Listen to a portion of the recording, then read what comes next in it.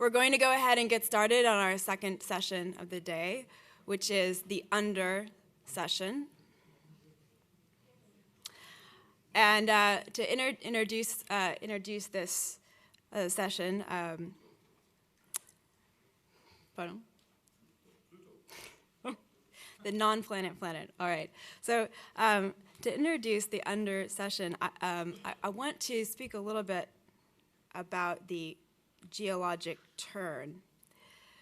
This February, a symposium was held at the University of Michigan called The Geologic Turn: Architecture's New Alliance. Stan Allen, who recently co-instigated a compendium entitled Landform Building, gave the keynote address. Now, it is indisputable that architecture, wearying a bit, perhaps, of the crudely biological, has recently been engaging with the tidier chemistry of the lithic. But I would question whether such a turn is either truly new, and both of our speakers in this session will address that in different ways and valences, or truly an alliance. On the issue of newness, we have to account for historical architectures like the stratigraphic sublime of Piranesi, which rendered the gigantic accumulated architectural debris of Rome into so much geology, and the triangulated meshworks of Viollet-le-Duc, who rendered the iconic Mont Blanc into so much architecture. We have to remember the geological research and rhapsodies of John Ruskin, and the crystalline peaks of Bruno Taut's alpine architecture. If we are struck by the volcanic architectures of our own time, we should also acknowledge those of previous times, including Ledoux's cannon foundry, or as he described it, the place where Vulcan exhausts the soul with his blasts. More seriously, perhaps, on the issue of alliances, we need to carefully consider what it means for architecture to imagine itself allied with geology, or to dream that geology is allied or aligned with it. We need to consider the black, starless underbelly of what it means to casually collapse into the violence of mines and quarries, to predicate the metabolism of culture on the entropic churn of rock, to celebrate this. We need to ask ourselves what it means to hit bottom, to be cobbling against the bare bones of the planet. And if we define alliances with dictionaries as unions or associations formed for mutual benefit, we need to interrogate either the hubristic theodicy that would permit us to imagine that geology is, quote, on our side, or the intellectual and ethical apathy that would imagine our history to be concordant with that of nature. That being said, there are some intrinsically shared tessellating properties that link architecture to the formational mechanics of the planet. Some shared propensity to achieve what Manuel de Landa has called non-organic life. I want to suggest that you consider, while you listen to the presentations in this session, that this crystallizing, self-organizing materiality, this life, is not metaphoric, mimetic, allegorical, or analogical. In short, that it is not a turn, it is not new, and it is not an alliance. Rather, perhaps what connects architecture to geological processes is its disciplinary ability to coalesce organization out of formlessness. And what, in the best architecture, exceeds geology is its ability to projectively instantiate not merely more of what is, or merely more of what was, but a little of what is not yet, out of the polluted conditions of the present. Now, it gives me great pleasure to introduce our first speaker for this session, Martin Bressani. Professor Bressani, architect and architectural historian, is associate professor, associate director, and graduate program director at McGill University's School of Architecture. He has published in many of the topical forums for architectural debates, such as Assemblage, Any Magazine, and Log, and has been on the editorial board of the Journal of Architectural Education and the MIT journal Thresholds. Bersani's central theme of research has been the organic metaphor in architecture, seeking to understand through an interdisciplinary approach the nature of the exchange between science and architectural thought and practice. He is also interested in the production of atmospheres or ambiances in architecture and the concomitant development of the sense of an interior. Though he has covered many historical periods and geographical areas, his privileged domain of study is French 19th century architecture. Bersani is currently completing a monograph on French architect and theoretician Eugène-Emmanuel Viollet-le-Duc titled Surface into Depth, to be published in England by Ashgate. Please join me in welcoming Martin Bersani.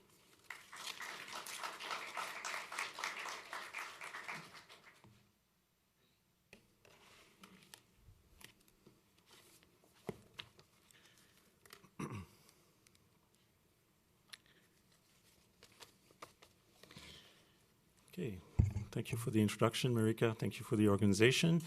Also, thanks to the two Eminence Grise, Antoine and Michael. It's a very pleasure to be here. It's a pleasure to be back at the GSD in a very civilized setting. It's also a pleasure to be in this room, which is, I was thinking this morning, sitting here, that the Piper Auditorium is a bit like the Carnegie Hall of architecture. Though I realize it's a little bit in its reduced size. So I've been invited to this because I'm a 19th century historian, so I think we're going to have a shift. And I was talking to Iñaki, we were smoking together.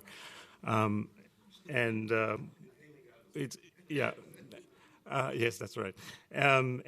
We both will actually go under, in the sense also of going one layer under and talk about the 19th century instead of the 20th century. So in talking about geology, I'll be drifting away from the ecological perspective that usually dominates the discourse, and I'm thinking especially of Stan Allen's book that just was published and that Marika mentioned, and going into more of archaeology of the idea. And leaving aside the scientific. I find it's a little bit problematic, the notion, the idea that architects now build nature. So in some ways, in trying to aestheticize the matter, which I think is what I'm going to be doing today, I'm trying to bring it back into this kind of cultural domain. But before I turn to geology, actually, I would like to establish a contact with the first session. So I'm going to talk a little bit about atmosphere. I'm going to do that a little bit differently than this morning, and in trying to get a positive twist in talking about atmosphere. So instead of the totalizing kind of post-war, Cold War atmosphere, I'm going to talk about, in the 19th century term, in a more synthetic term of trying to define or explain atmosphere as a way for architecture to become a media. I'm going to read the text because I think it's just going to make it more efficient, and so I'm sure not to get lost too much. So in this colloquium, the two domains are brought together, that is atmosphere and the geological. In the sense that the atmosphere deals, as it were, with the upper layer within the creation of totalizing artificial landscapes. Within that perspective, the atmospheric is what established a direct link between architecture and the body's metabolism, as we saw this morning on the previous session. Thinking about atmosphere dissolves architecture into areal parameters.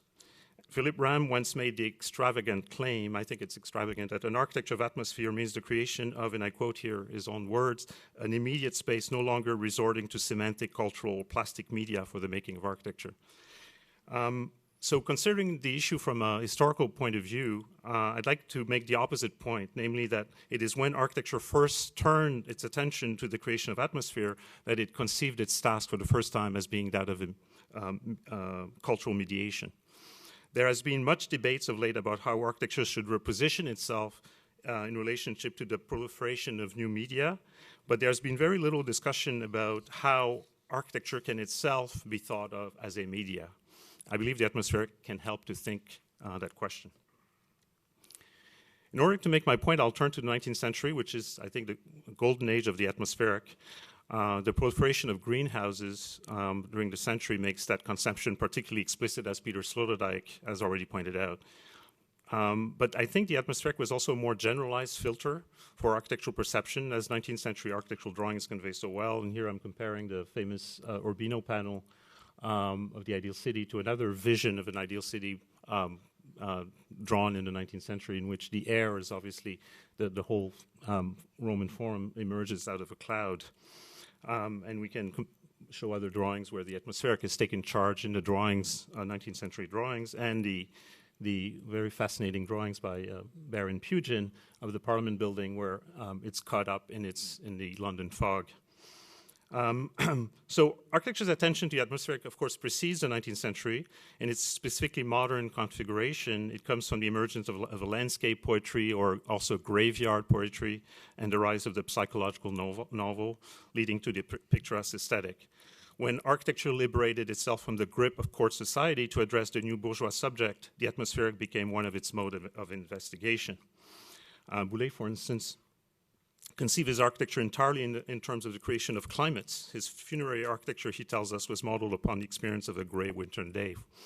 And in the 19th century, however, this atmospheric turn intensifies and I think complexifies itself. It no longer makes reference only to natural climates, but now evokes historical ambiance. It is the atmosphere of the past that is sought after, wishing to conjure a sort of return of the dead. Indeed, the haunted house, particularly as portrayed in Gothic novels, provides one of the key figures for the 19th century creation of atmosphere. The ambient air becomes charged with effect in the form of cloudy visitors from the past. That the ambient of domestic space become invaded with living, animate clouds in the 19th century may not overly surprise us.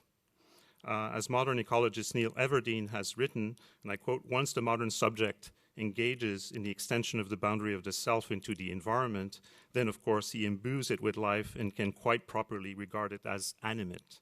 It is animate because he is part of it." A key notion of the 19th century is that space is an emanation of the subject. The idea haunts all post-Kantian philosophy, though it is explicitly developed as an aesthetic concept only with the formulation of empathy theory in Germany during the 1860s. What this means is that the air becomes a medium for the expansion of the self. I here, of course, play with the double meaning of the term medium. The first definition, a system of communication, and then the second as an individual held to be a channel of communication between the earthly world and the world of spirits. Prior to the 19th century, the modern concept of medium did not exist or was only latent. In fact, the substantive noun medium, as right media historian John Guillory, was rarely connected with matters of communication before the late 19th century. What finally forced the modern concept to emerge, claims Guillory, is the proliferation of new means of reproduction and communications towards the end of the 19th century. That is photography, gramophone, cinema, telegraph, telephone, and so on. Such a history, however, forgets the notion of atmosphere, because the concept of media appeared, before the concept of media appeared, a great deal of attention had been given on the notion of atmosphere.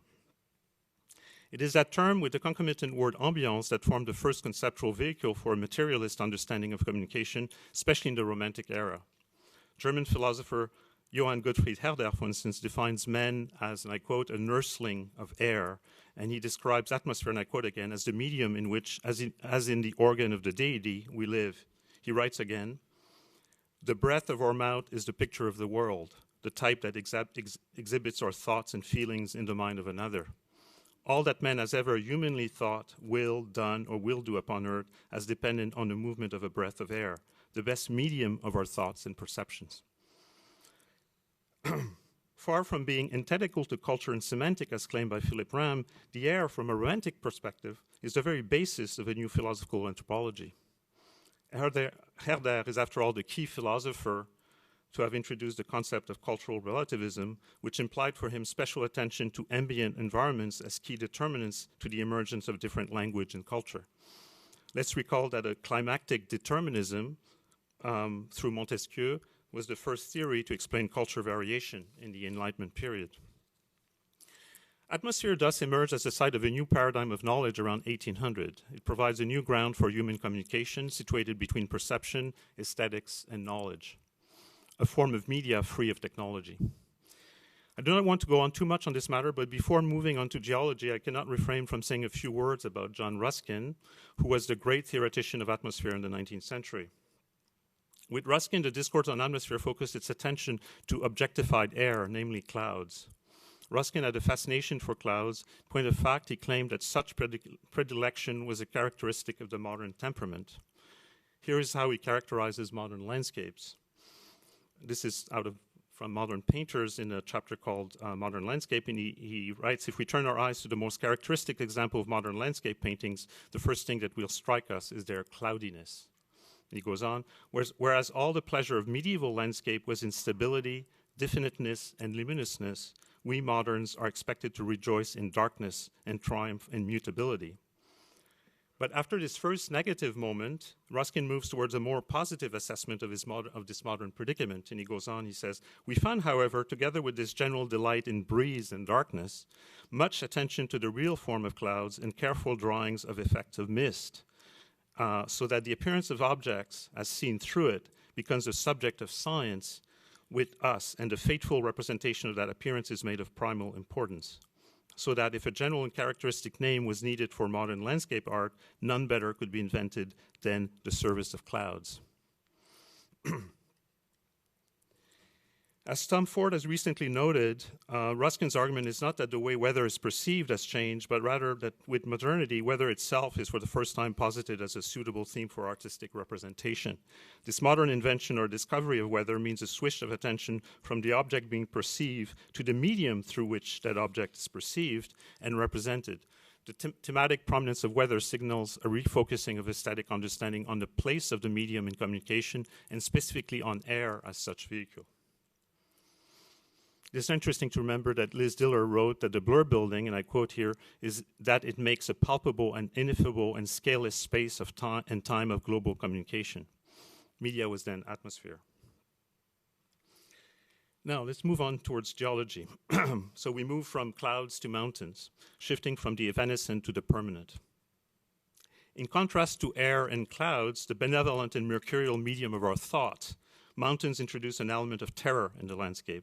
Ruskin, who also was equally a lover of mountains than clouds, so Ruskin wrote that what characterized most the English mind about rocks is that they should be big enough to break your head. If danger and a sense of dread forms our first emotive reaction to geological formations, a feeling of awe ensues. The emergence of the mountain sublime in the late 18th century was a way to explore how to connect with the real in a Lacanian sense. In other words, how nature can project us out of ourselves to broaden our feelings and to recover an original joy. Mountain spectacles allowed a sudden embracement of material existence that completely overwhelmed man's symbolic order and annuls his linguistic capacity. And at least that's the way Burke defines the sublime.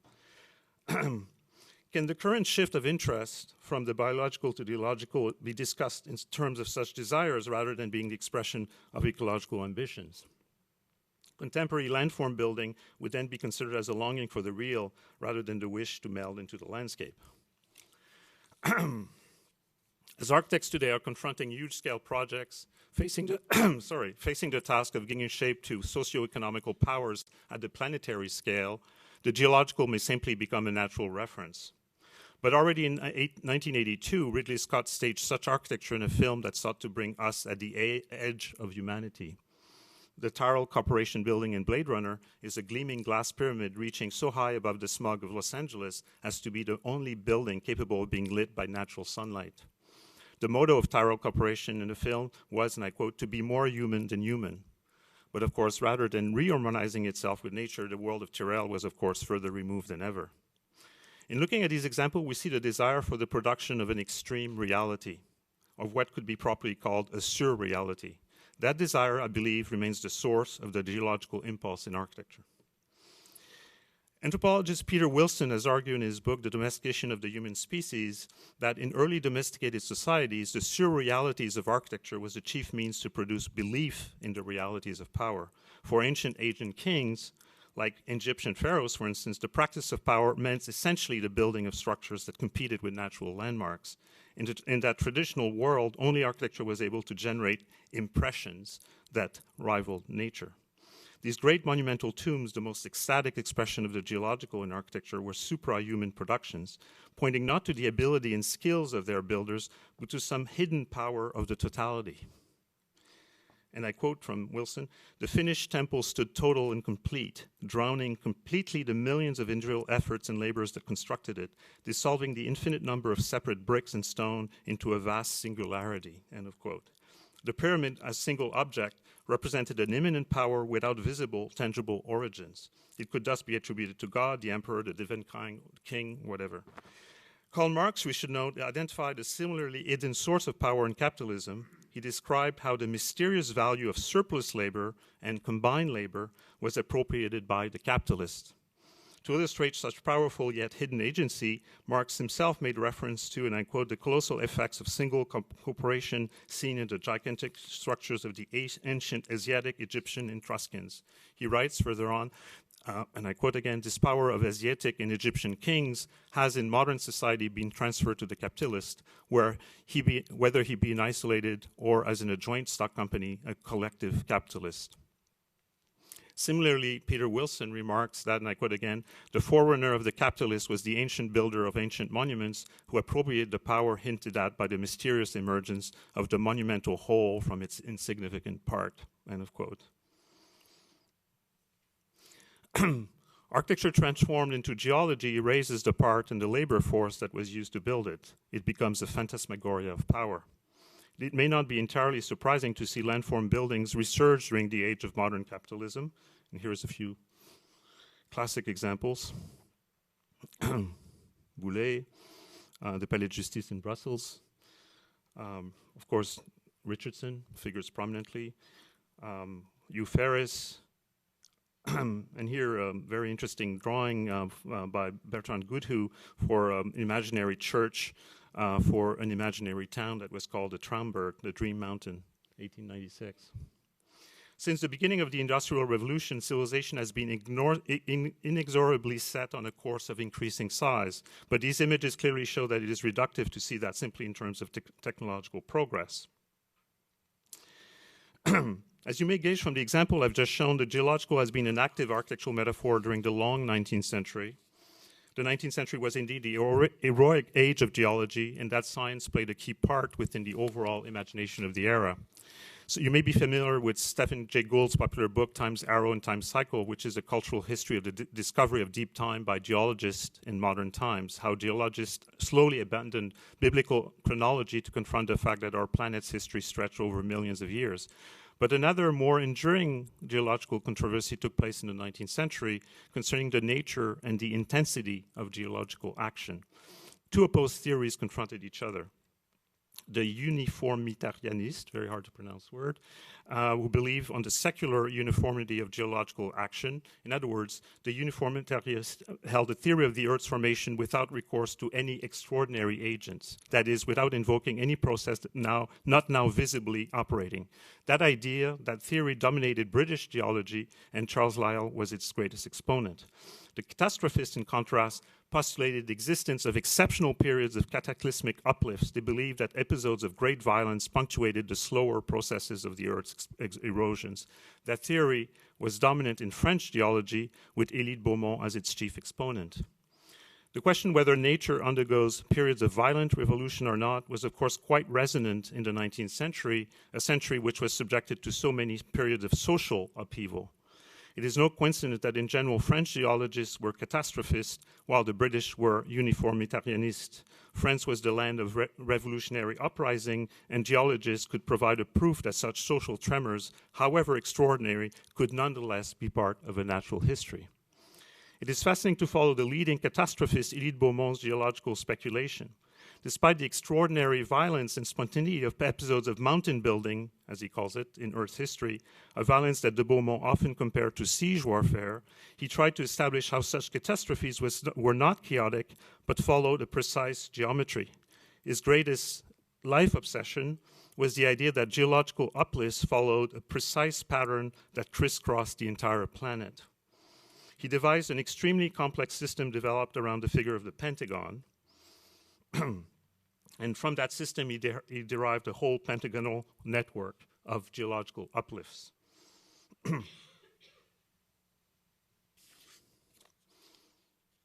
It is hard not to observe that Élie de Beaumont's global geometrical network of geological catastrophe related to the pentagonal shape of the French territory, as if France, surrounded by mountains in its edges, provided the primitive unit that generated the whole globe. By the way, this is my own speculation because... What? Because in fact, the Beaumont's theory is extremely complicated and in fact derives from very complex geometry. So it's not as simple as I make it here. But there is a fascinating coincidence when you see his drawing of the pentagonal network and you see how it circles around France. What the catastrophist paradigm in geology introduced was the idea that violence was at the heart of nature's creative act, that excess and creativity were in fact natural allies, and that the true order could only be a product of conflict. In other words, that creativity was born of power. The case of French architect Eugène Viollet-le-Duc will illustrate my point. Sorry, this is... Viollet-le-Duc, the most famous restoration architect of the 19th century, is also well known as a theoretician of architectural modernism. He is the most prominent architect of Second Empire France, moment which arguably marks a key stage in the concentration of capital and the development of Western globalization. Viollet-le-Duc was immensely attracted to geology and to mountains, a leaning that he developed from a very early age. He called mountain landscape his beautiful horrors. In his last year, following the humiliating defeat of the Franco-Prussian War of 1870, he retired at the foot of the Alps in a house he built for himself in Lausanne. In the house's main living space, whose windows open into a splendid view of the Alps, he painted a gigantic mural showing a fictive representation of the Alps restored to its primordial state. Between 1868 and 76, moreover, he spent all his summer holidays trekking, surveying, sketching, and examining the Mont Blanc, which led to both a major book publication and a drawing of an extraordinary map of the entire Massif. So is the book. And here's this map, which is it's a little bit smaller than the screen here, but it's a very big drawing. His attraction to mountains derived from the pleasure of standing in an alienated landscape in the midst of time's action, where the scars of blind and catastrophic geological upheavals were visible and palpable. All of Viollet-le-Duc's energy was spent to restore from the chaos of rock and ice the crystalline order that directed their formation, mountains being but, as he writes, the ruin of a world that the mind restores. Mountains were an architecture that needed to be reconstructed to its original form. In many wonderful drawings, I'm talking about thousands of drawings, Viollet-le-Duc superimposed a fine geometrical grid over the chaotic rocky outcrops in order to retrace nature's productive act. Order emerged in the midst of ruins, providing a radicalized image of the act of restoration that occupied him all his life. The frontier between order and chaos, however, on the mountain was never so thin, as if life could be defined solely as a process of exchange with violence and death. Here's one of his drawings, many drawings, where he's trying to restore the original form of the Massif. So the red line is the actual Massif the way it was when he drew it, and the other one is actually trying to restore its crystalline order. So he took up the challenge of restoring the Mont Blanc, quite literally making precise measure drawings of its chaotic mass, complete with plans, elevation, sections, proposing to restore them to their pristine form, describing their geometry and deformative logic. Le Massif du Mont Blanc, the book, can be considered the most elaborate and spectacular restoration project by Viollet-le-Duc and amongst the most extraordinary 19th century architectural publication. A basic principle organizes Viollet-le-Duc's analysis of the Great Massif.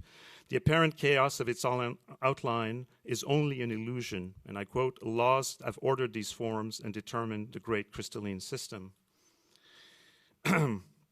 Viollet-le-Duc's book is essentially a description of the process of formation of the Mont Blanc, using a set of fascinating drawings and diagrams as if he had been present at the time of its genesis. The book's opening chapter confidently illustrates the initial upheaval that generated the Massif. An expanded mass of soft primordial granite below the Earth's thick surface erupts through the crystalline crust above, producing a domical rock formation sprouting out of a buttonhole-shaped slit.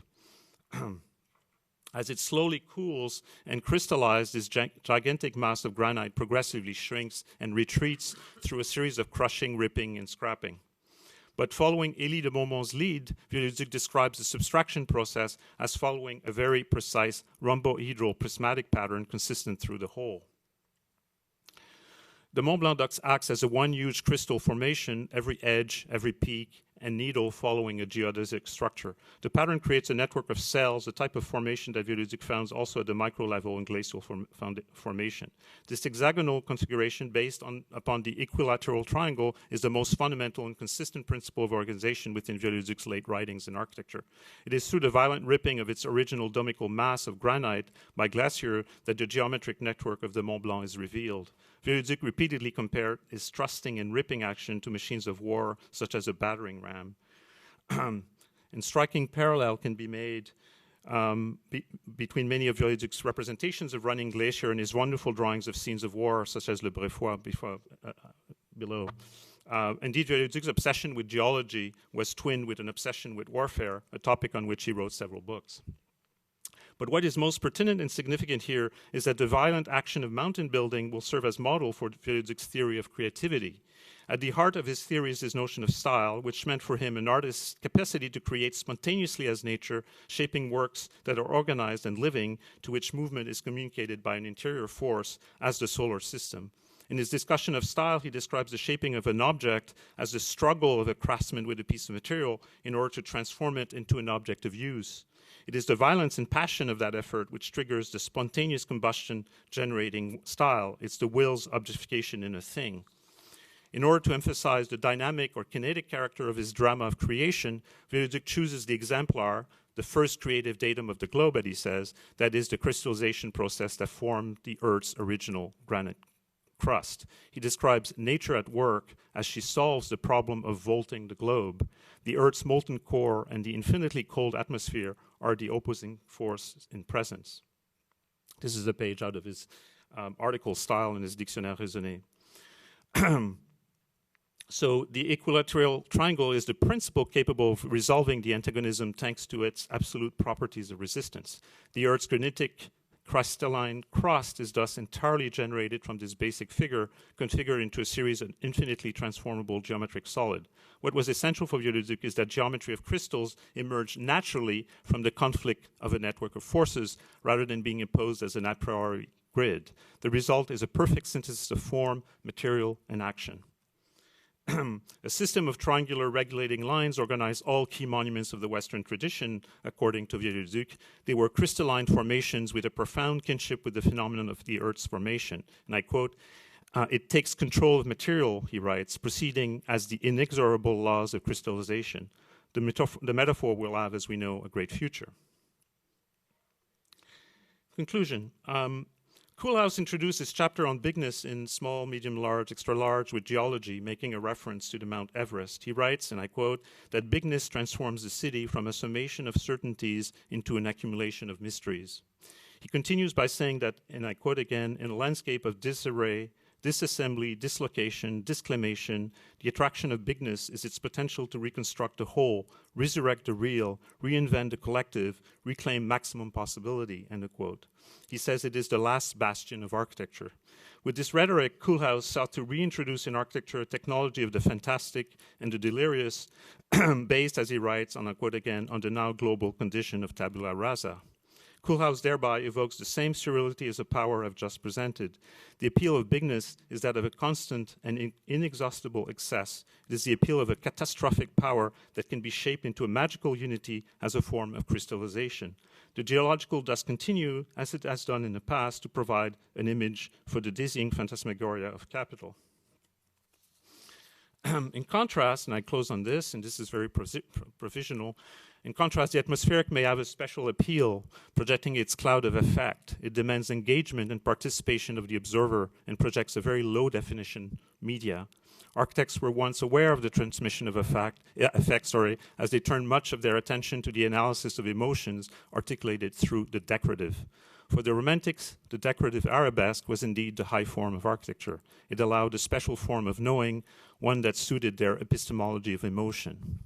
Discernment, when the ego's judgment is in doubt, works by sensing, sensing and the expression of the senses. Thank you very much.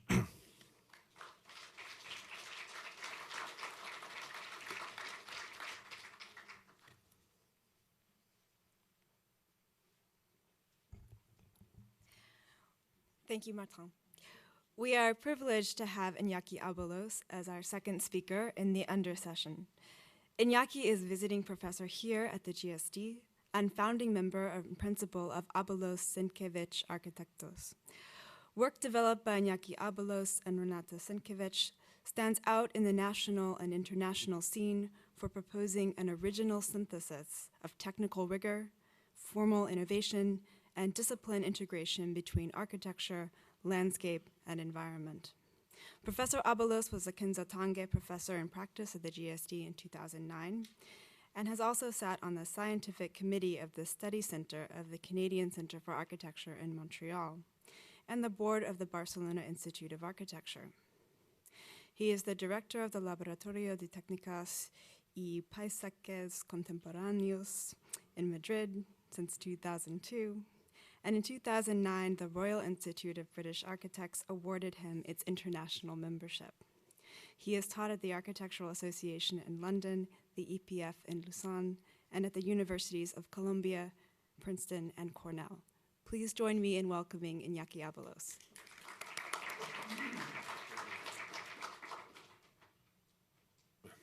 Well, thank you, Marika, for the presentation, and thank you, Peter, and everyone in the PhD group for making these Cambridge talks. It seems I'm the only one practicing in this panel, so I will try to connect some of my ideas on this concept under with what I've been dealing with in these last years. And I have to say that the title comes from Marika, it's not mine.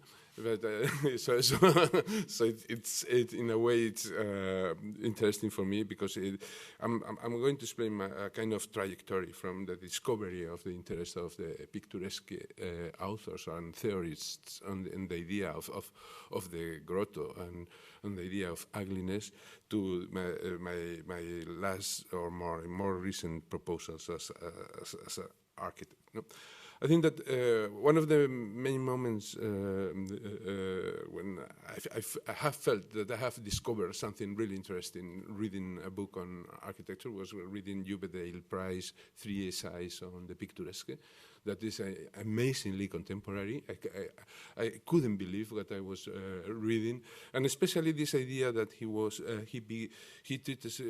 I think that I don't know for sure. It's the very first time that it has been treated, but one of the first authors treating this idea of the ugliness. The ugly as something that is not the opposite to the beauty. The ugly can be a kind of transitional category that has some doses of beauty inside it, no? or potentially can have. And he explains this idea of a tree deformed by the wind or death by a rai as something that in a forest of beautiful trees immediately captures your attention.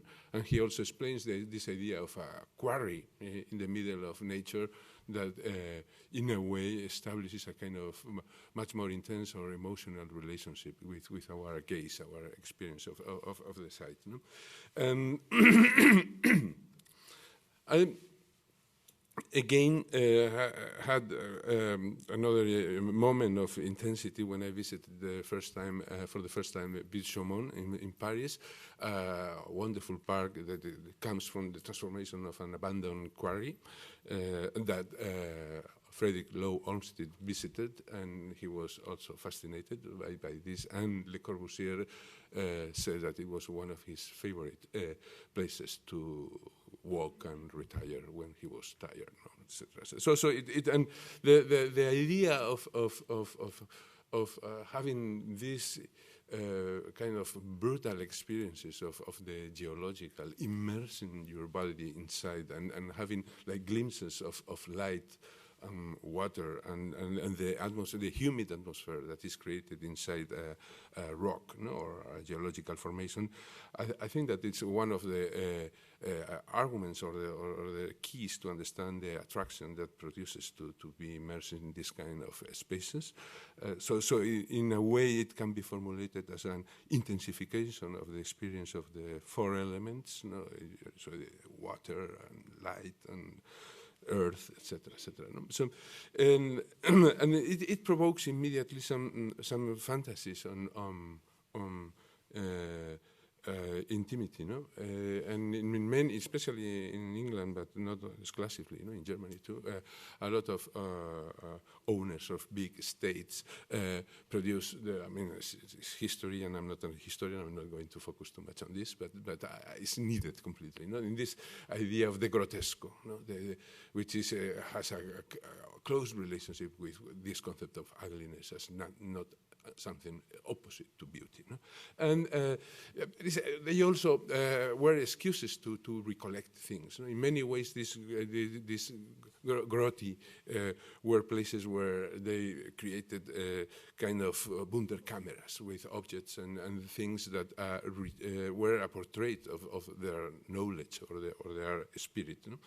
Also, the use of grotti in different picturesque parks was an excuse to produce folies, and this idea of the intimacy was many times transferred to couples instead of individuals, so, and it has a kind of dual connotation.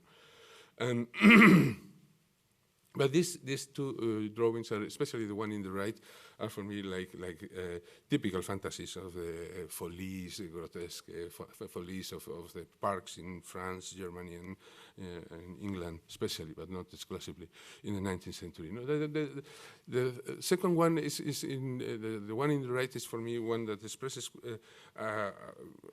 very intensively, because of the windmill, the idea of a kind of a thermodynamic experience or a somatic experience in the body when you are immersed in this kind of different climate that is always separated of the exterior climate. And in a way, it is something that can be easily connected with many, let's say, contemporary practices. But there is also another idea that I'm interested in. It's a consequence, no? The idea of inhabitating the grotto, that usually drives to the construction of small huts. I mean, Thoreau, all the transcendentalists in this country, but in Europe, in many other places. I think it's a kind of version of a cavern. The notion of a little hut immersed in the middle of nature to retire, to obtain some isolation and to produce this intensification of the relationship with nature immediately expands the creativity of those retire in these picturesque landscapes. No? And always have, I mean, in many cases, this is well known, but if you look at the well-known Heidegger hut, no, but if you look at the section, they have, topologically, they are always in situations that are very similar to the situations of the primitive humans, no, in the caverns, dominating a landscape, almost hidden, or probably, as this one, the ruin of Wittgenstein's hut is even more precise in this kind of geological vein. No? There is another thing, that I've been discovering in time, that all of you historians and PhDs probably know much better than me, which is a strange thing in relationship with the age of those that have huts or grottis, etc. Now, is that if you look at these men, Le Corbusier, Juan O'Gorman, the Mexican, and César Manrique, the Spanish first proto-ecologist. All of them were in love in their youth with lightness, floating objects, objects that were like very, very especially against gravitational forces, so to say. And around the 50s, they experienced a transformation and became more and more interested in things like this very well-known drawings of Le Corbusier, that gave way to Ronchamp, etc., etc., etc., that really use another technique, the technique of excavating a massive thing. In the case of Le Corbusier, is the moment where he begins to produce extensively a sculpture. And so the technique of producing form changes drastically. I'm not going to comment this. Juan O'Gorman, Frida Kahlo, Diego Rivera House, etc. In a moment, he gave a radical turn in his life, and he retired, and he produced a house that is a grotto, a real grotto. It fits with the moment when he discovers the beauty of the pre-Hispanic culture, and he wants to become like more Mexican, so to say, and he lives there, and he suicides in this house at the end of his life. So it's not always a happy story. It is one of the under, and but he, in a way, explains this radical move and the discoveries that this picturesque beauty introduces, so as ornament, patterns, etc., etc. This is the floor plan of the house of César Manrique in Lanzarote, a volcanic island. When he retired from Madrid, in Madrid he had a glamorous life, and he had a penthouse, etc., etc. And he bought these bubbles in the lava, in the middle of a field of lava in Lanzarote, and created what I call a kind of James Bond fantasy, which was very productive and changed completely the way this island was understood. First of all, it was a kind of inferno, and where Franco retired those that were not close to the regime, and then Omar Sharif came here, and beautiful girls, and all these fantasies, in grand part because of this combination of lava and plastic furniture by Italian designers. And so, and when I became 50, I had this commission, so part of the story, this commission in my hometown, San Sebastián, which is, I would say, the most picturesque city in Europe. It's produced by nature, these bays, the mountains, the meandering river, cutting the urban fabric, which is very regular, but introducing a lot of irregularity in this fabric. And I was part of a commission that was really difficult. This was a gift of the Duke of Mandas in Madrid. Live in Madrid and stay in summer in San Sebastián. And it has an interesting position. And these last years, the whole city has grown around here, which is like doing this, like 2 minutes, 3 minutes away from the center of the city. But as this, when his wife, Cristina, that supposedly was very glamorous and very nice, was dead before the park and the house was completed in this park, he decided to make this gift to the city with one condition: no one would never touch the surface of this park. And then the competition was about how to connect, which kind of connections could be established between this neighborhood and the other side, and this other neighborhood that is also very much isolated. So, this was a perfect moment to begin to be interested in caverns, grotty, etc., for me. And these are images of the melancholic, beautiful melancholic state of the site. And these were images we use as references. First one has been commented already. Second one is about the idea of the feminine beauty and the curves, etc., etc. And the other one is a John Loebner Acapulco private house that for me is also a kind of fantasy of a grotto. Below a real house, there is a house in nature.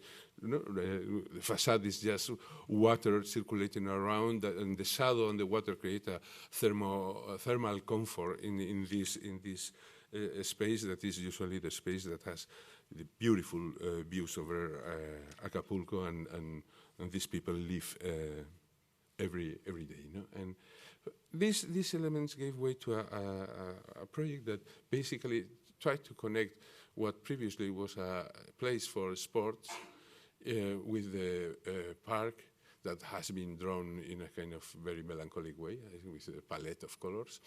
There was another building here. But introducing a kind of mechanism that begins to be a kind of something in between a park and a bridge, and introduces itself in the most intense moment of the meander of the of the river, introduces itself inside the mountain. And so this is the mechanism in the park, and then it becomes a kind of grotto, and that establishes a new level in between the ground level and the top level of the hill, and also ends up in a kind of panoramic, it's a cinemascope proportion overview over the city fabric. No? These are sections that you can see here, and this is one of the renders where, I mean, in this case, it was literally excavated in sandstone. So the shape is in this case completely organic. And thanks to Photoshop, these people usually living in Acapulco came to San Sebastián. But we have all the elements of Bichomón, literally, and also we have some elements that no need to say that were very closely related with this and with that. I mean, so it was an homage. And the second one is a commission of Sarkozy government, the Grand Paris Infrastructural Project. It's to plan a prototype for a new metro station in the suburbs. There's a circle line that is projected, and the idea is to I mean, it's a political project like the boulevards of Haussmann. The idea is to reconnect the suburbs that are competing against central Paris into a kind of infrastructural network. No? But also it was the idea had to be possible in financial terms. So our understanding of this project was based in the beauty of the metro of Paris. I mean, the image is not that beauty, but we all remember it's one of the most important monuments, I would say, in Paris.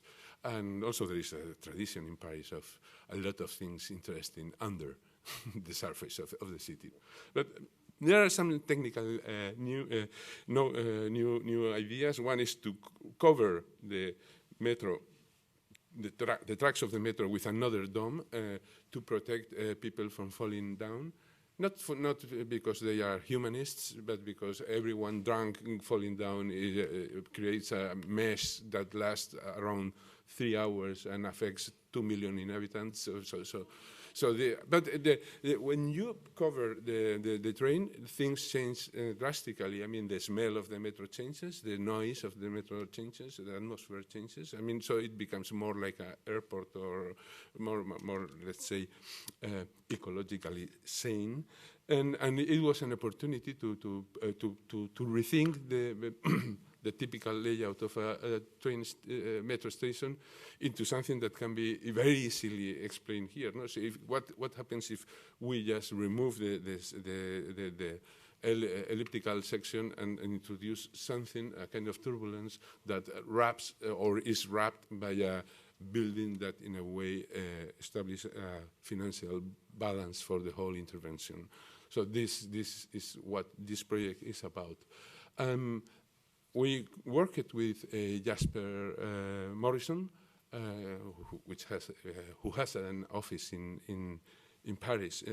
It was a close collaborator for us, and then we wanted, because we were very much interested in maintaining the spatial characteristics of the metro, the memories and the effects that these tiles, terracotta tiles produce, etc., but transforming in. I mean, and Jasper Morrison obviously is one of the masters in design.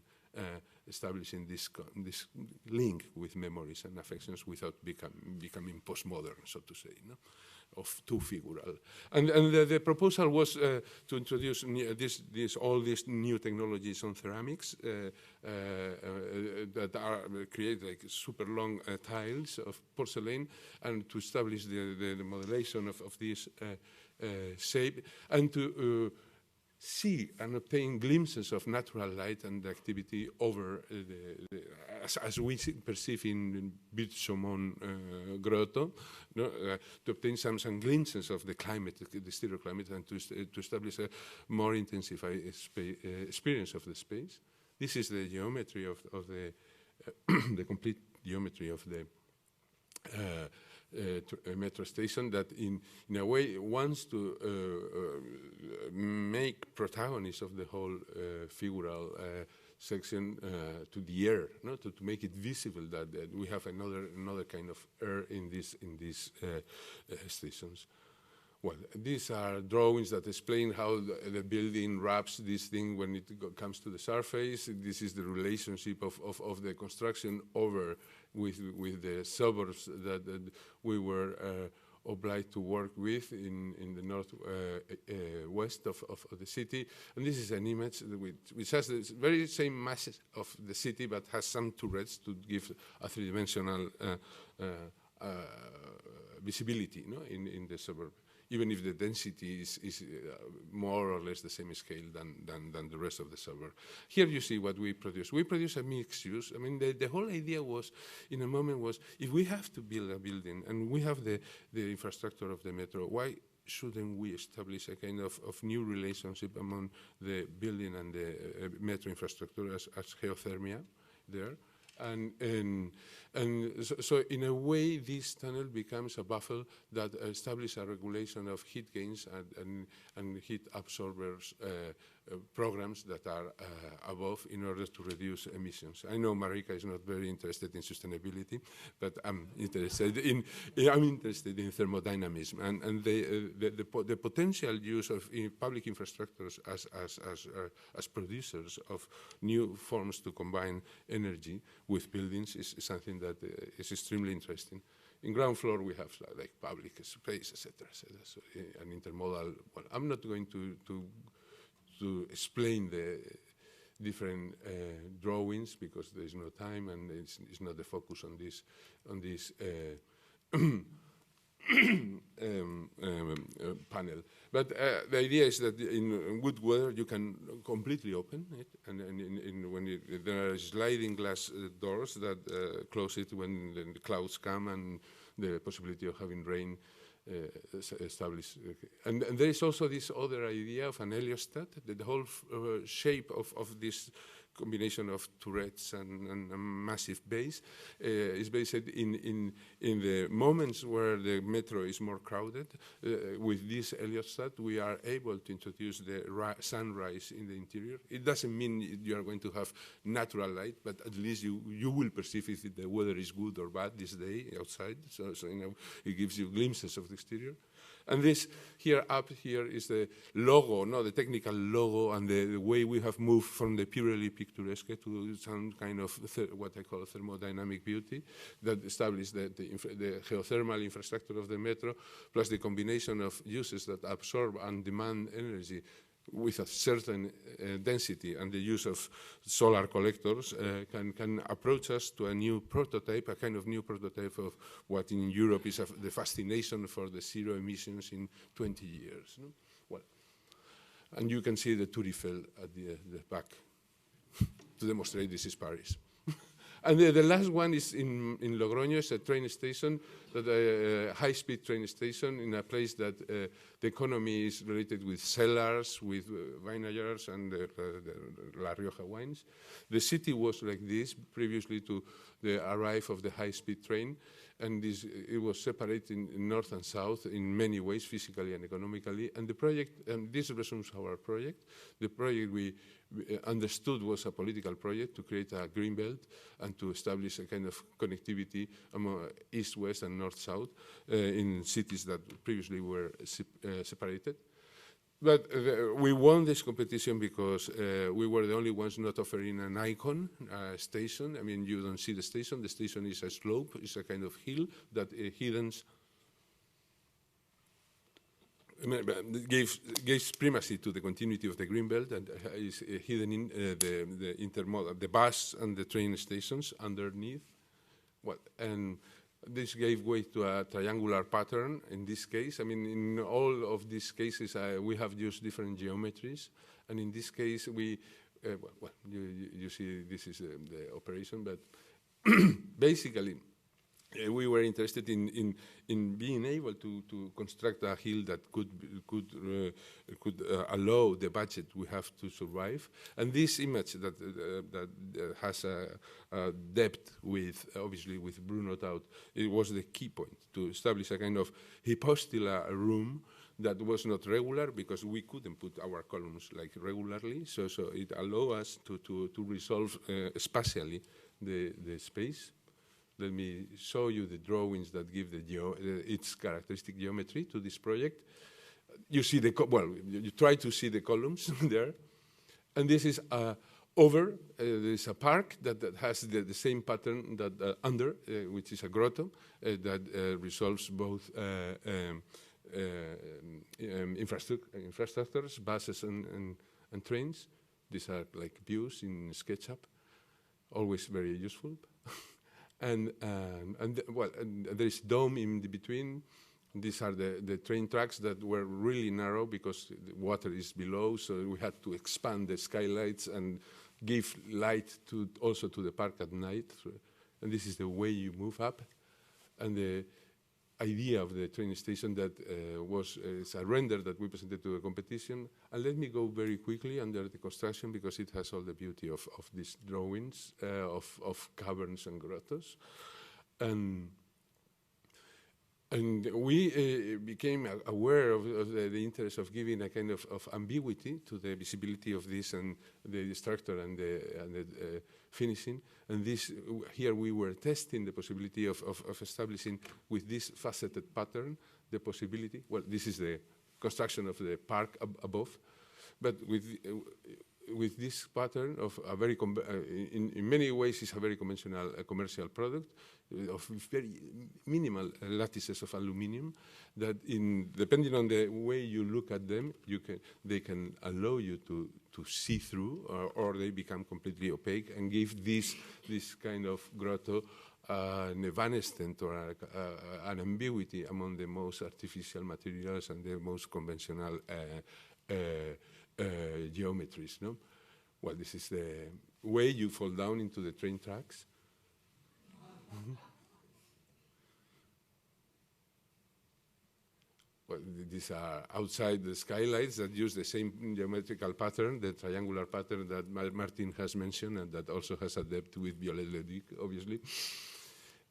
And I will finish just with, this is a station that was opened the 18th of December last year.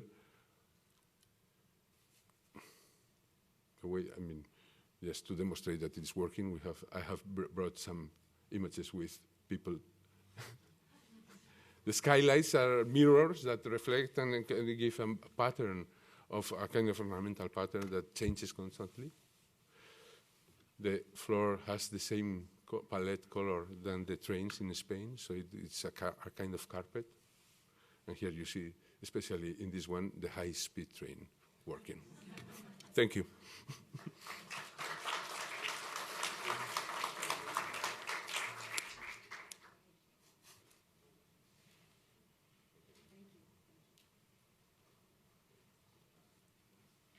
Thank you, Iñaki.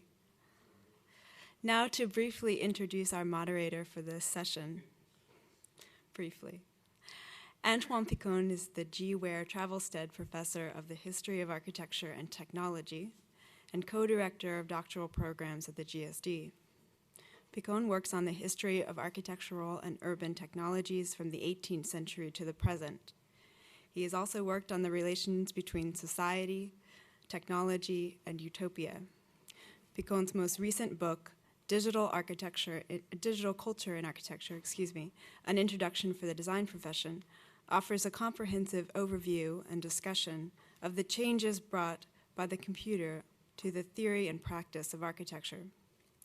Picon has received a number of awards for his writings, including the Médaille de la Ville de Paris and twice the Prix du Livre d'Architecture de la Ville du Bréa, as well as the Georges Sarton Medal of the University of Gand. In 2010, he was elected a member of the French Académie des Technologies. please join me in welcoming Antoine Ficon and our other speakers back to the podium.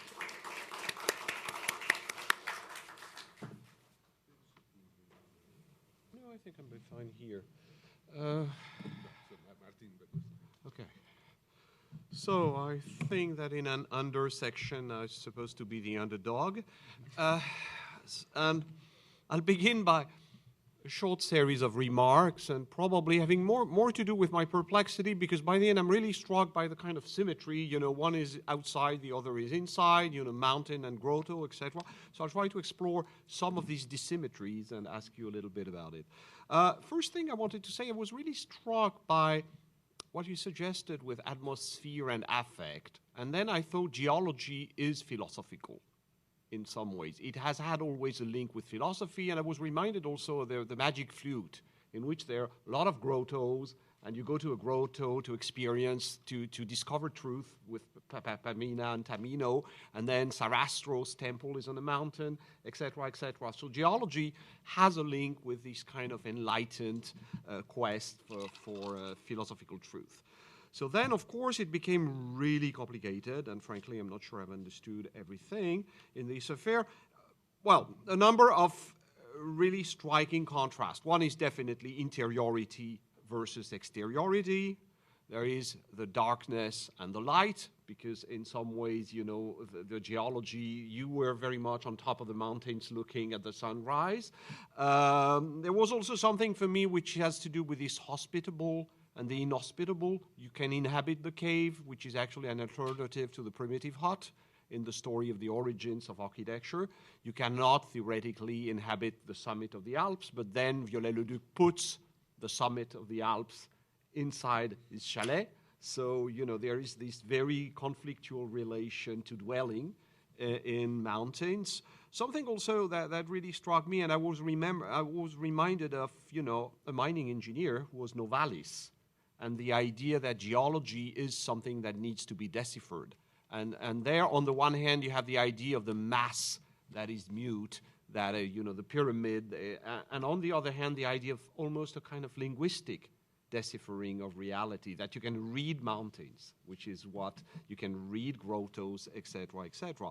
Then, of course, something like construction and deconstruction with a complex play, in both cases, by the way of, you know, the construction made visible or not visible, the fact that you can almost dismount the mountains, etc., etc. Something also that really struck me, which was the opposition, because the figure of networks came twice, came in both your talks. That strangely, when you think usually of mountains, grotto, etc., you think about singularities, but by the end you think also of networks.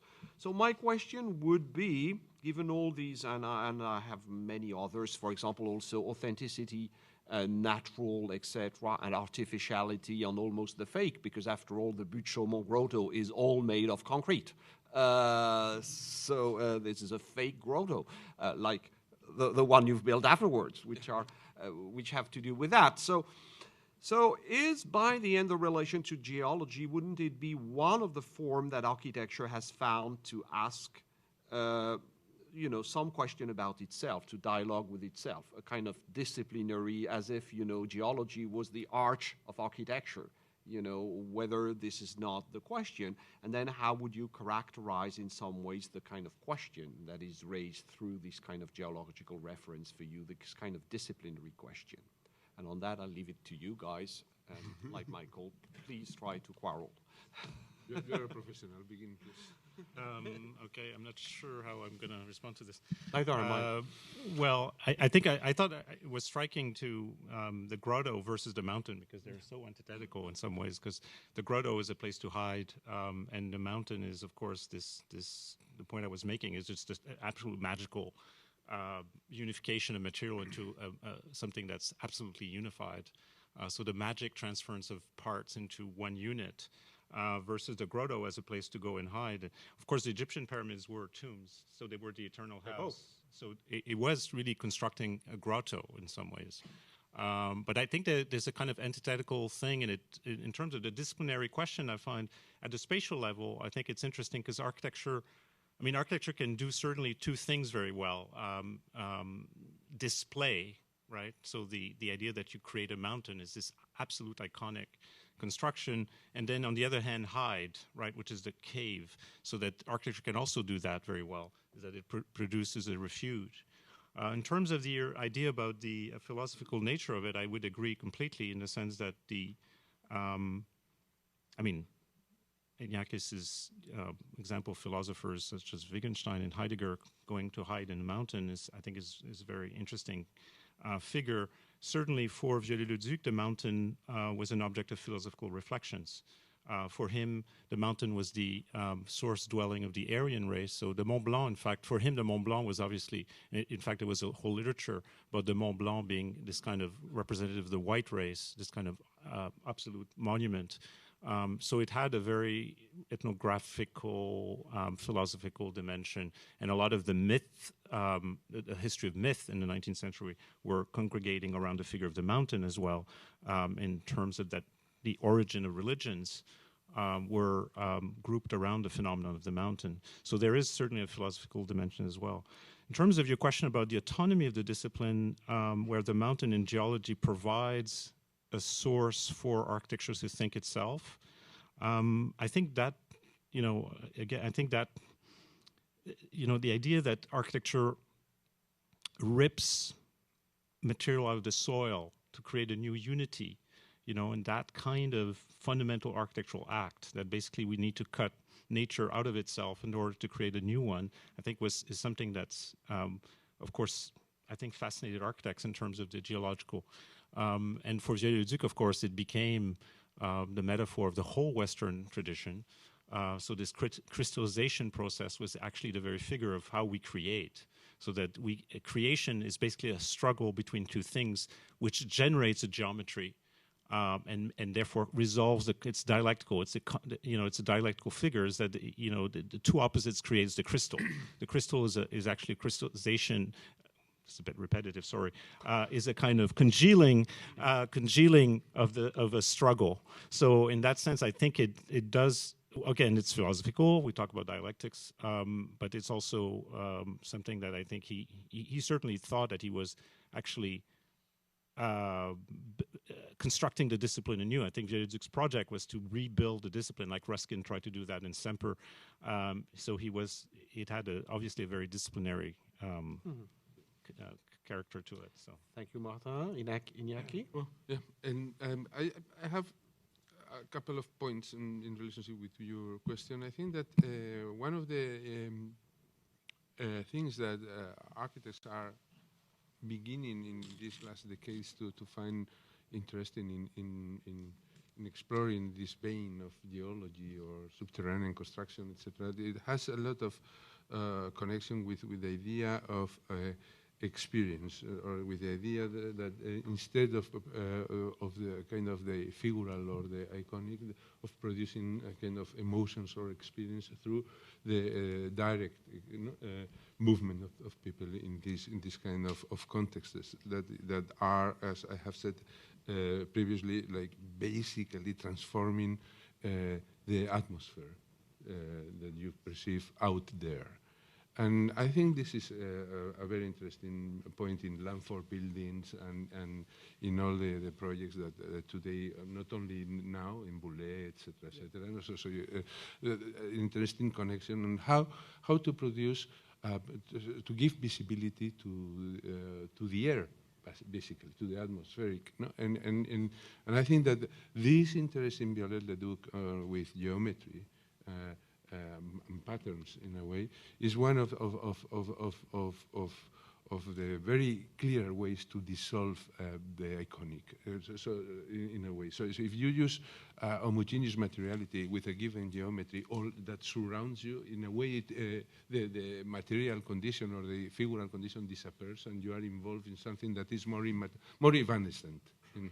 And well, I think this is one of the points. The other one is, it was given to me by Michael Jacob a couple of days ago, when we also had a conversation like this at Princeton, and he used his lecture was about vertigo, and the romantic experience of the mountain, or Petrarca going and climbing the Vermont, etc., etc.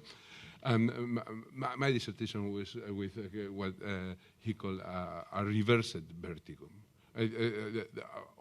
Other kind of experiences that can be produced going under and transforming all these experiences that usually you have over the surface of the planet, so to say, is the idea of reverting the kind of experiences that nature gives you and producing like experiences of reverted vertigo, which are in many ways constant in all the most interesting buildings and projects that I have seen or visited in relationship with this idea of volcanoes or whatever, lava, etc., etc.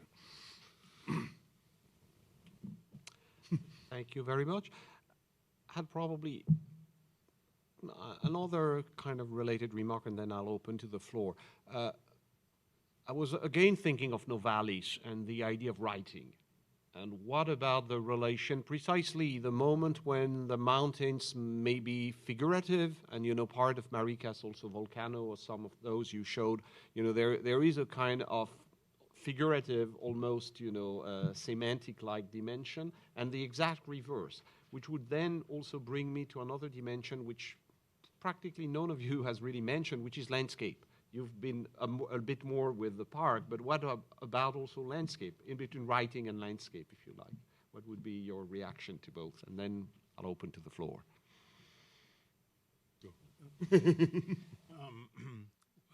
Give me a second to think. The text and the landscape. Well, the idea that mountains are letters, or Bruno taught, I mean, the first... Novalis also says that. Novalis, yeah. I've read Novalis, but the beginning of the disciple in Sais, in which everything is or part his of his novel, great writing his that novel, you see from crystal to mountains. I mean, it's a rebirth in Novalis, the mountain, and it's really the cave, because he was a mining engineer. Yeah. What was I about to say? Yeah, Bruno Tott's Alpine architecture, which I wanted to include in my talk because it's so incredibly fascinating, and it was just recently translated, so we can actually read the text if you don't read German. And it's also linked to war. He says, of course, that we do this. He did this in 1918, and he says, you know, now that we've done the war, that this kind of ultimate unity can be rechanneled to building mountains. So for me, the unity coming, you know, bringing back this idea that from the parts, from the mass of people, you would create absolute unity, I think is part of the argument. But in terms of the letter, he, in his cover, you know, Alpine architecture, the A is actually a mountain. You know, so it's actually, so there's the A of Alpine and the A of architecture, and it's like two mountains. So it's actually interesting, and it's also Hugo's argument, of course, that the monolith is the first letter of the alphabet. So the whole notion that the mountain actually serves as the locus of the birth of language, I think is interesting. And I'm thinking of Dulard, you know, Dulard's interest in that the monuments were born at the frontier and were actually in intimate relation to mountains, I think. Maybe interesting. What was your other point? What was the other thing? About landscape. Oh, about landscape. Well, I was trying to say the opposite, that I'm not making the landscape argument, that I actually think it's an anti-landscape, that the mountain is the icon which breaks the landscape. So it wants to create a new nature, but it operates not in the kind of topographical logic, but so it's part of what I was trying to do. But obviously, Iñaki's beautiful work, you know, with the grotto, where everything becomes landscape again, and so that's an interesting, but it's a very different take, the grotto from the mountain for me. Sure. They're very, almost antithetical in a very interesting way. I mean, you bury yourself in the mountain, you know, they're together and dialectically opposites. I don't know. I mean, but he still creates a mountain by the end as the exterior, the skin of the grotto. Absolutely. No, so one drives to the other. That doesn't depend which is first. But it's, I think, in fact, that I was the only idea when you talk about writing and landscape I just had it was tout. I mean, I think I've been the last thing I have curated is in Spain an exhibition with the originals of Alpine architecture and the translation into Spanish. No? And I think that the structure of the book is completely narrative, and it's not casual. I mean, I think in a way to treat this I mean, when you treat a landscape, it's almost immediate. The neatness of constructing a narrative. When Petrarca climbed it up, the first thing he made after was to write, no, and to explain the experience. So it's something that, in many ways, is linear. It's something that happens in time, and then that has a kind of also with Robert Smith, his work in Passaic, etc., etc. So I think this interest in landscape is always very, very close to the interest in writing. No? Thank you. I think we're open to the floor now. I think we have Michael and then... Go ahead. Okay, go ahead and then Michael. Okay. I wanted to ask the panel to perhaps speculate on the relationship between architecture and geology in the contemporary versus in, say, the 19th century, especially in light of these ideas that are emerging within the field of geology of the Anthropocene, which states that the Earth has been so completely renovated and restructured by mankind that we live in an age where, compared to other, say, geologic ages, the defining feature of the Earth now is that it's created and controlled by human endeavors. That perhaps that switches the narrative on, let's say, the way architecture would look towards landscape or look towards geology from being one of kind of a gaze out to the natural or the sublime or the ineffable, something greatly beyond humanity, to now geology is actually a construct of humanity completely. Well, let's not be too postmodern. Well, I mean, I guess part of the point I was making was that the sublime was precisely the same reaction. So the sublime is really to return yourself to the natural world. So it comes at a moment where Enlightenment culture finds itself completely immersed in artifice, right? And it goes to the mountain because it wants to regain a sense of the real. So there's a deficit of reality, and you're trying to gain it by the sublime. It's very explicit in Burke. Burke has a very corporal understanding of the sublime compared to Kant. So in that sense, I find that the mountain, that's what I was trying to say, is that mountain, maybe our interest in mountains is precisely because we don't quite believe this notion that the planet's a building, right? That we want to go back and have it as something that is, hyper real. I think... Because it can crush us, because the sublime for Burke is what basically can crush you. Yes, it's danger, right? So, but maybe, I agree, the dark matter, I like the Star Wars, the planet, the dark star. It's like a complete building, the planet as a building. I mean, obviously we live with that sense, which is completely false, because you have one earthquake or you have one, volcano, and the whole system, like the flight thing that happened in Iceland, the whole, flight patterns was changed. So we don't live in a building, but I think there may be an appeal of the mountain to we feel back, feel the world, maybe. I'm not sure. It's too soon. The geological just emerges. I don't know how serious that will be.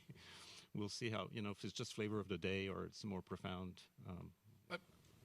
Let me say that I think that the interest of it's not exactly about what you have asked.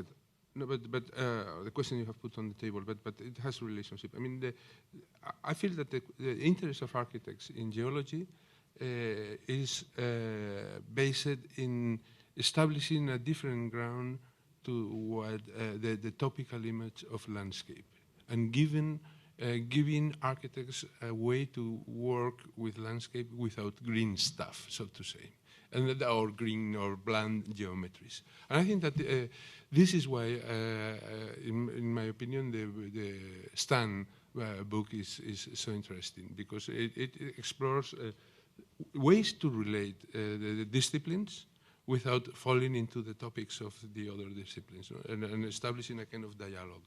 So the kind of the mineral materiality is the materiality of architecture, and it can be explored. Yeah, this actually is, I think, an extension of that, because I was struck that like Antoine, I was going through trying to find commonalities and reversals in the two papers, and it was striking that even though Violet, we were talking mainly about mountains, Iñaki was mainly about grottos, the common thing was this developed surface, and the idea of Violet trying to understand, in a way, the mountain by geometricizing or reperceptualizing the surface as geometrical rather than just random or chaotic, and also I felt that in a way Iñaki in the subway, like a grotto where there's no articulate sense of structure above you. It's just a kind of inert mass that's above you.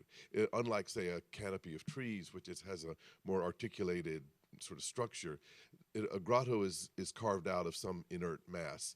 And again, the only way to begin to code that or articulate that is with a developed surface, and that's where the commonality, the geometry of the surface. And it's interesting that it was a cladding that in a way ignored the actual structure. The actual structure is architecturally insignificant in that it's only the surface that's important.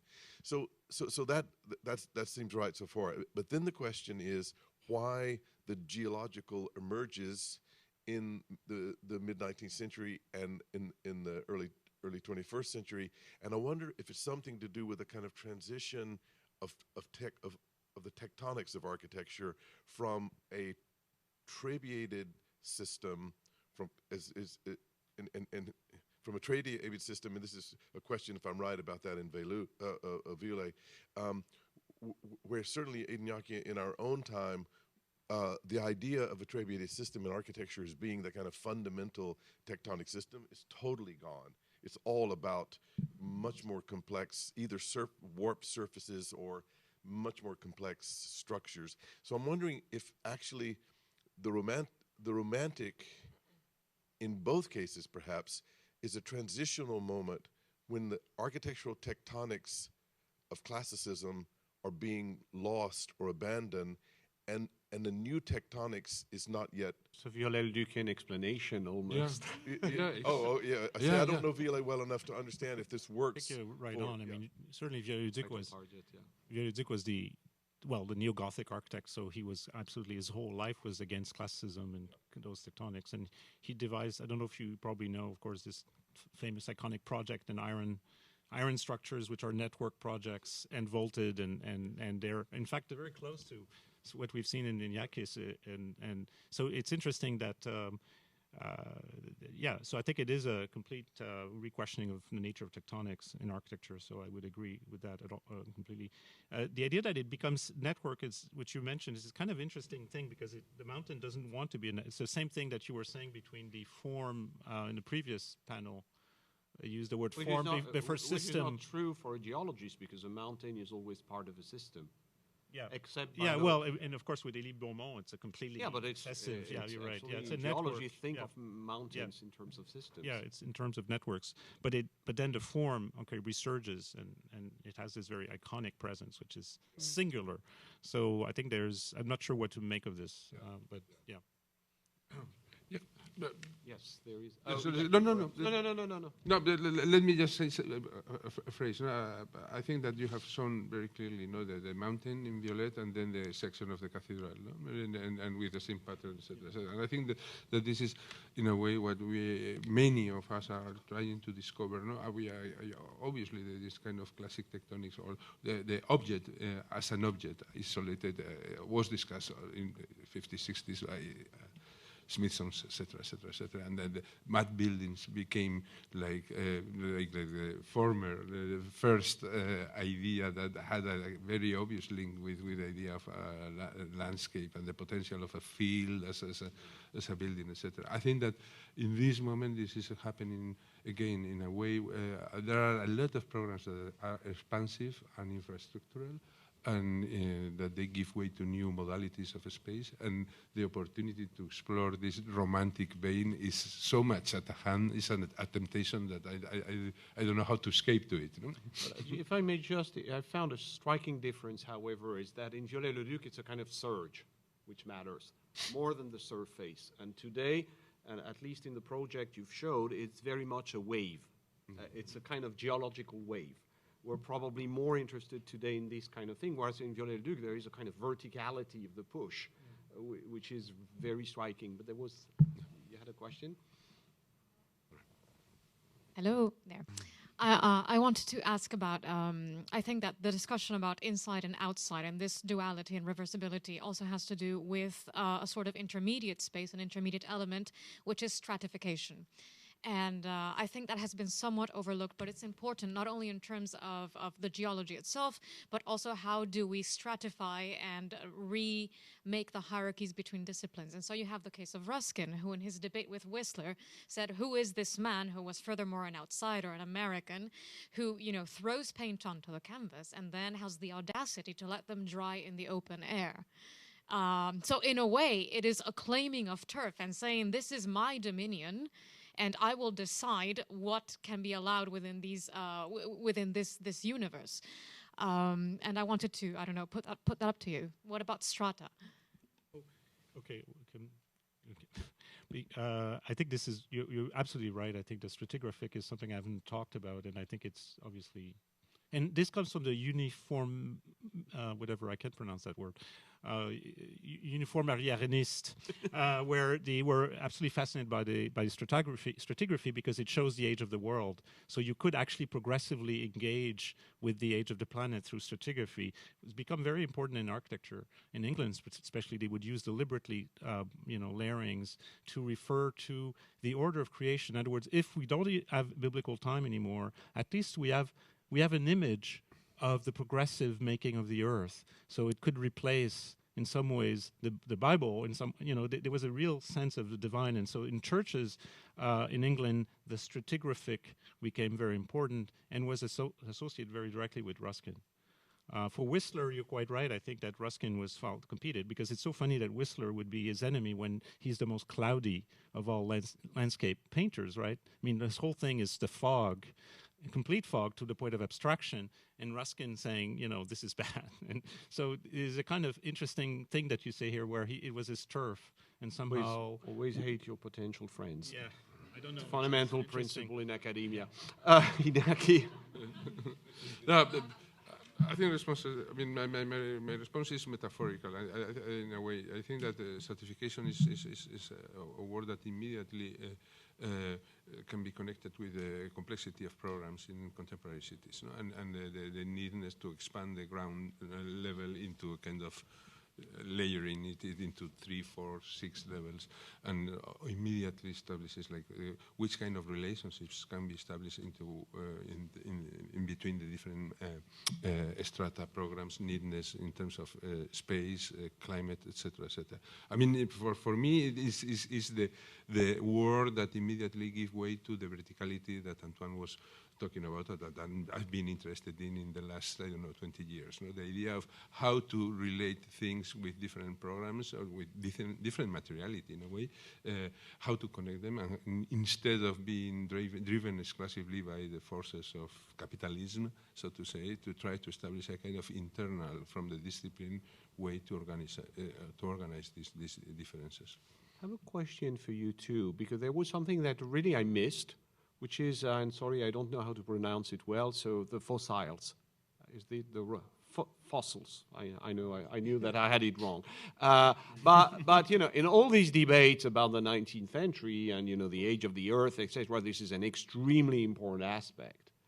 And, none of you, and actually your grottos were full of shells, which actually also referred to what you found actually in the layers of the earth, these things, these, traces of animals, etc. So any commentary about the total disappearance of the, how do you call it, fossils? Fossils. 5 minutes? Okay. So you have 5 minutes. Well, I mean, the fossils were important, but yeah. No, the only thing is I have some images of Grotti at the beginning of the lecture. That's exactly that's what I was thinking about that. That is it the was moment also a bit subliminally present, but it has disappeared. And it was one of the key elements in the discourses, the debates on the 19th century. What were the meaning of these things when found in the layers of the earth? Well, I think that they were giving a lot of possibility to this idea of the Wunderkamera, not establishing inside the Earth a kind of Wunderkamera related with fossils, etc., etc.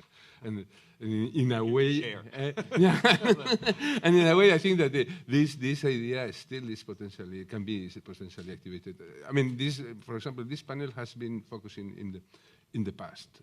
In a way, I mean, 18th century at the beginning of my presentation, 19th century, I mean, while the other was really kind of futuristic, even if it was the 60s or whatever. No? And I think that every time you go into the geology, into kind of grotto or whatever, memories and effects and the idea of being immersed in a space that is speaking about time is something that is crucial. No? Okay. Hashim, perhaps for the last question, and then we'll have to wrap up, or reaction. For lunch, yes. Antoine, I probably want to return to your first question, which is related to figuration, because if anything, Iñaki's response to the question of landscape returns to that by saying that we are not interested, at least through this discussion of mountains, in the landscape of systematic thinking about flows, etc., nor the landscape of performativity. It's a landscape that can be internalized into architecture that produces not only other interests like layering or like stratification, but also figuration. And the link between the two has also reminds us of the different tools that now we need to represent, or that return to represent this relationship. And one of them is definitely the section, which is very crucial for both representation of mountains and grottos, and the figurative tension between the two, which brings back the poché. Because unlike the tectonic... I knew the poché would come back. I'm bringing it back. No, the reason I'm bringing back the poché is because it introduces a tension that we haven't talked about, that the figure of the mountain and the figure of the grotto are not like the figure of interior and exterior in a tectonically based architecture, but they are related perhaps through cataclysm, like you described it, like this kind of rupture. Good point. And yet, right now, as Michael observed, we're talking about both the mountain and the grotto as being defined by surfaces. So if we are returning to the section, we are relating two surfaces to each other, like the section you showed of the station, which is very much about two thin lines that are in tension with each other. So is this a new poché, I'm asking, or how are we able to now describe that cataclysm through other forms of representation? Because we're not dealing with a poché or a carving, but we're really dealing with a tension between two surfaces. Thank you, Hashim. In answering to Hashim's question, remember that these will be your last official words in this session. Two speakers. So try to be definitive. Yep. The question of sections is very similar to what I have responded about the stratification. I don't feel that it's about having two surfaces, two different surfaces together. It's a multi-layered organization, no? And as I was saying, how to organize materials that are different in a kind of consistency or a kind of coherent way. The Ocean Studio were leading this term, for example, is very much on this. No? How can we obtain some principles that belong to our discipline that allow us to organize these complexities? No? And I think that the thermodynamism is something that is, in a way, able to produce internal order, which is a completely different order than the one we had with tectonicity, with tectonics, in the sense that the organization of energies and the balance among what you absorb and what you produce and establishing a kind of new equilibrium reproduces exactly what happens in nature with strata, and technically. And this is why I'm interested in this kind of new sections. Thank you, Iñaki. So yeah, the poché is interesting because I think because it never was understood like that. Because you're quite right. I mean, in a sense, you talk about a cave; it's about carving mass. So there's no building of the thing really. It's about carving up. So it's mass being played with. But obviously, with Viaduc, the building, the mountain was a construction. It was a structure. It was a tectonic form. So there's never any engagement with the poché as such. It's kind of interesting observation that he wanted to resist this notion of carving in mass to see a structural, crystalline structure at work. So there's something interesting in your comment. Thank you very much. I'd like to thank again our two wonderful speakers, and we're